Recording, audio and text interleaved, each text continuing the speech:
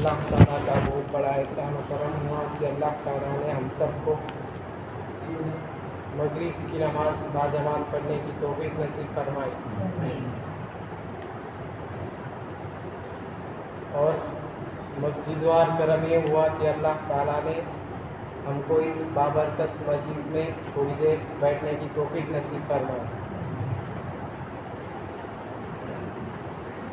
اور اللہ تعالیٰ کا بہت بڑا احسان ہے کہ اللہ تعالیٰ نے ہم کو ایمان والا بنایا۔ ہمارے ایمان کے بولے لا الہ الا اللہ محمد رسول اللہ صلی اللہ علیہ وسلم، اللہ کے سوا کوئی معبود نہیں ہے، حضرت محمد صلی اللہ علیہ وسلم اللہ کے رسول ہے۔ ہمارے ایمان کا مقصد یہ ہے کہ ہمارے دلوں کا یقین صحیح ہو جائے اور حضرت محمد صلی اللہ علیہ وسلم کے طریقوں میں 100% کامیابی ہے، اور سب کچھ کرنے والی ذات صرف اللہ کی ہے۔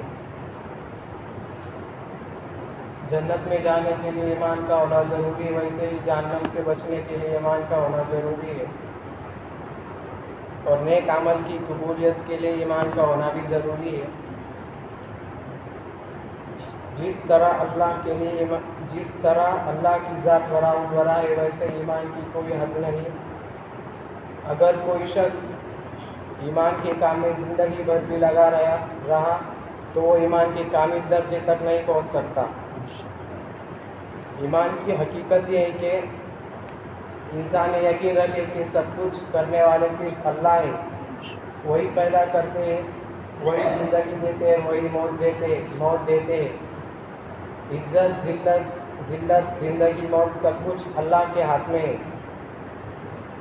جب یہ یقین ہمارے اندر پیدا ہو جائے گا تو انشاءاللہ ہم کسی سے نہیں ڈریں گے سوائے اللہ کے۔ اور ایک حدیث پاک کا مفہوم ہے کہ حضرت محمد صلی اللہ علیہ وسلم نے فرمایا، جو شخص فرض نماز کے بعد آیت الکرسی پڑھتا ہے تو اللہ تعالیٰ نے فرمایا اس کے جنت میں جانے کے لیے اسے صرف اس کی موت ہی روکی ہوئی ہے۔ تو ہمارا فرض ہے کہ ہم ہمارا ایمان پکا کریں، مضبوط کریں، اور دوسروں کو بھی اس کی دعوت دیں۔ ایمان کے بعد سب سے اہم عمل نماز ہے۔ نماز کا مقصد یہ ہے کہ ہماری زندگی صفت صلاۃ پر آ جائے۔ صفت کہتے ہیں عادت کو، اور صلاۃ کہتے ہیں نماز کو۔